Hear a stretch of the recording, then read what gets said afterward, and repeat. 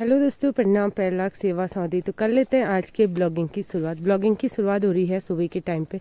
हम जा रहे हैं गदेरे में रास्ता बनाने के लिए, क्योंकि हमारा जंगल का रास्ता टूट गया है और ये हमारे गांव के बगल से ही लैंडस्लाइडिंग हो रखी है। तो ये लैंडस्लाइडिंग वो नीचे टुंडी गाँव तक गया हुआ है और कविता और चाची जा रहे हैं आगे से, मैं जा रही हूँ पीछे से। चाचा लोग, भैया लोग, बाकी सब लोग चले गए हैं पहले ही। इस रोड को बनने हुए 4-5 साल हो गए हैं, लेकिन इस रोड पर अभी डामरीकरण नहीं हो रहा है। और ये यहाँ पे लास्ट पॉइंट है, हमारे गांव से थोड़ा आगे जाता है। और ये बगल पे ही एक तोक बेराधार का ही है जिसका नाम है डोरिंग। उसको कनेक्ट करने के लिए था, तो इस पे अभी तक डामरीकरण कुछ नहीं हो रखा है और जगह जगह पे भी टूट गया है। और यहीं से आगे के लिए हमारा जंगल के लिए रास्ता है। तो इससे आगे वाले मुहाने पे रास्ता टूट रखा है, तो वहां जाके आपको मिलते हैं। और हम पहुंच गए हैं गदेरा। चारों तरफ से कंडाली कंडाली हो रखी है, यानी बिच्छू घास हो रखी है। आगे जा रही है कविता और पीछे से मैं हूँ। चाची थोड़ा आगे चली गई है। तो इस बार बारिश बहुत ज़्यादा हुई है, तो उस वजह से जगह जगह पे पानी आ गया है।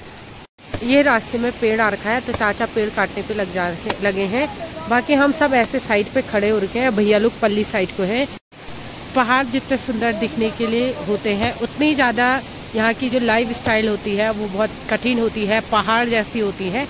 तो यहाँ के लिए जो रोज गाय भैंस ले जाएंगे, मवेशियाँ जंगल के लिए जाएंगे और लोग उनके लिए जो घास लेके आएंगे, उसके लिए रास्ता नहीं है तो जंगल जाने के लिए, तो इसलिए रास्ता बना रहे हैं। तो इतने ज़्यादा पहाड़ जैसी जिंदगी जीनी पड़ती है पहाड़ों में।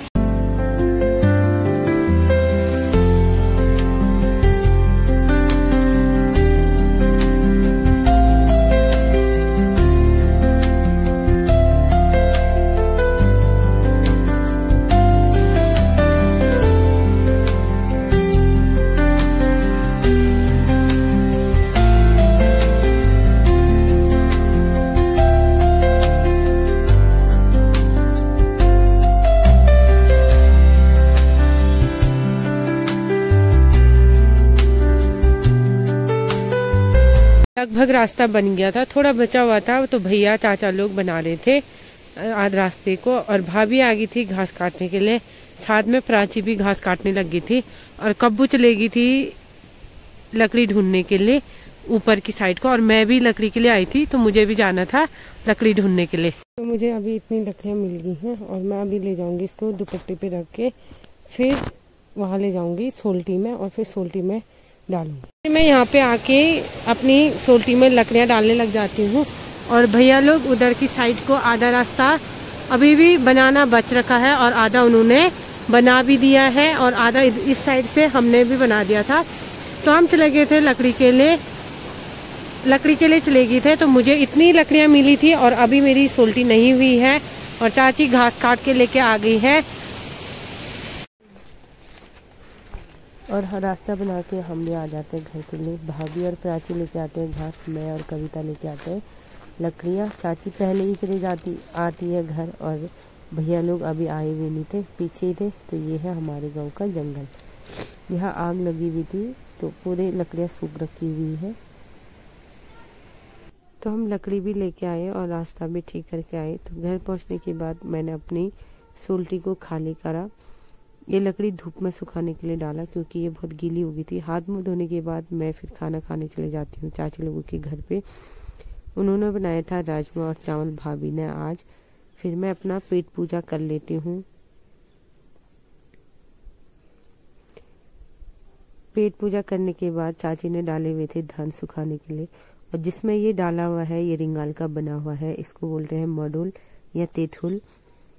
और रितिका ने भी खाना खा लिया था। तो रितिका मेरे पास आ रही थी और अब उसकी मम्मी यानी भाभी खाएगी खाना।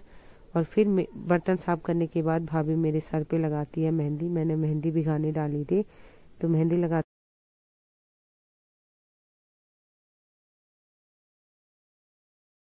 और फिर शाम के टाइम पे ये लंगूरों ने आतंक फैला रखा है।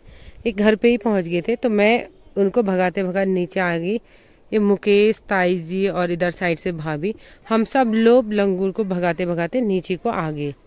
मैं गई हुई थी खाजे कूटने के लिए, लेकिन खाजे कूटते कूटते बारिश आ गई, तो आधे ही कूटे आधे नहीं कूट पाए और ये इधर इधर से साइड से बारिश की वजह से चिपक भी गया। सुबह से धूप लगी हुई थी और शाम के टाइम पे लग गई है बारिश।